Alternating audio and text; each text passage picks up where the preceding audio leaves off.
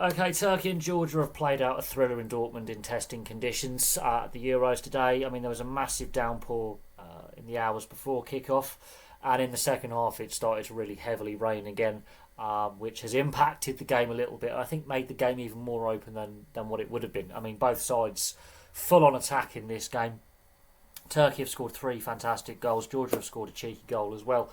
Um, Apart from the first 20-25 minutes where Georgia were a little bit cagey, the game was very balanced, very even, both sides just throwing caution to the wind and going for it, and it was really entertaining. Both goalkeepers have had some saves to make, been some fantastic chances created, very open, entertaining game. The atmosphere was electric.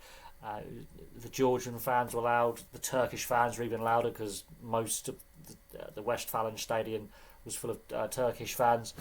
Cracking atmosphere, cracking game. The goals, I mean, Mert Muldur's goal, that's a right back scoring. That's a thunderbolt from the edge of the box. It's a half decent headed clearance. It's just it goes to Mert Muldur and he leathers it. Absolutely leathers that into the back of the net. Yildiz had a goal ruled out for offside. This is where I think we need to change the offside rule. Half his foot is offside. I think we need a bit more common sense with the offside rule. Technically, by the letter of the law as it currently stands, that is offside. But in years past, that would have been given before the VAR era. That is given because the benefit of the doubt goes with the attacker and is not clear and obvious space between the attacker and the defender. We're talking that much of his foot is offside. Like, a toe offside. But technically, it's a correct decision. But that would have been game blown right open. Turkey would have steamrolled Georgia. Within a few minutes of that, that's on 27 minutes, on 32 minutes, Mikautadze scores his goal.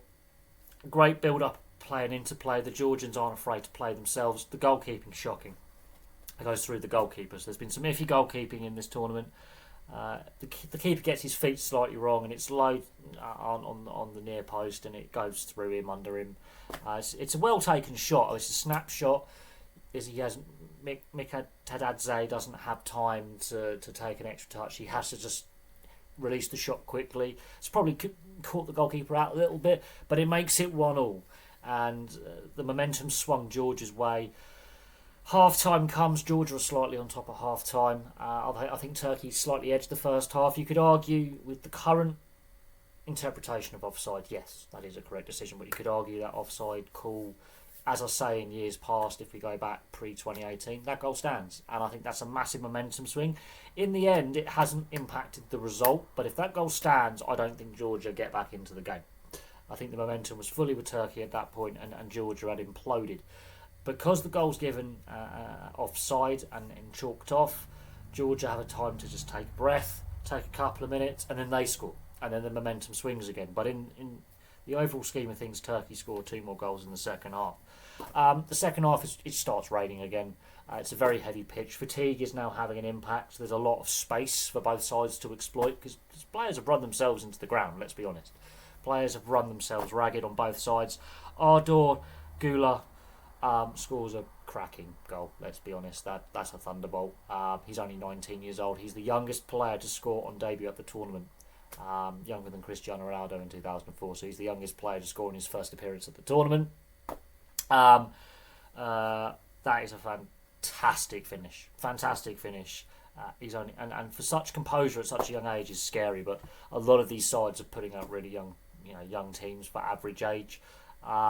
Ridiculous finish. That swings the momentum.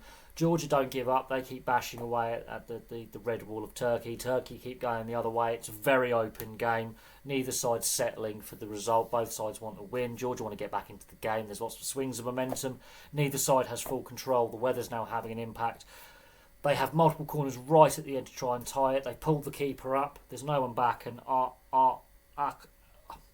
Akturkoglu nicks the ball, runs down the other end, slides it in to finish the scoring. I think the scoreline slightly flatters Turkey. I don't think that a 3-1 really was a fair assessment. I think 2-1 or a 2-2 or a draw might have been a fairer reflection of the game, but they scored two worldy goals that are goals of the tournament contenders.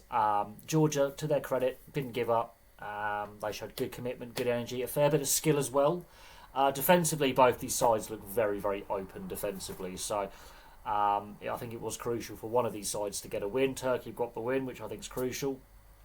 But I do think that the rest of the tournament, these sides are going to be involved in some very, very high-scoring games. And Georgia ain't technically knocked out yet, because Portugal, Czech Republic could be a really boring draw for all we know. It could be high-scoring. And goals against, or the goal differential is the secondary tiebreaker. If you're level, it goes head-to-head. So while Georgia have got a negative differential of 2, that's not the worst currently in the tournament. Turkey, that's a very important statement win, but they did look a little bit exposed defensively. They did look a little bit sloppy defensively at times. Georgia did expose them. But it was a fun open game, and 2 worldies in there. I mean, some of the goals we've seen in this tournament have been absolutely fantastic. There's no shadow of doubt. Some of the goals seen so far in this tournament have been utterly, ridiculously fantastic. And yet again, still no goalless games. So every game is at goals. It'll be interesting to see the goals per game average after the Portugal-Czech Republic game and where it stands, because it did slip a little bit over the last couple of days.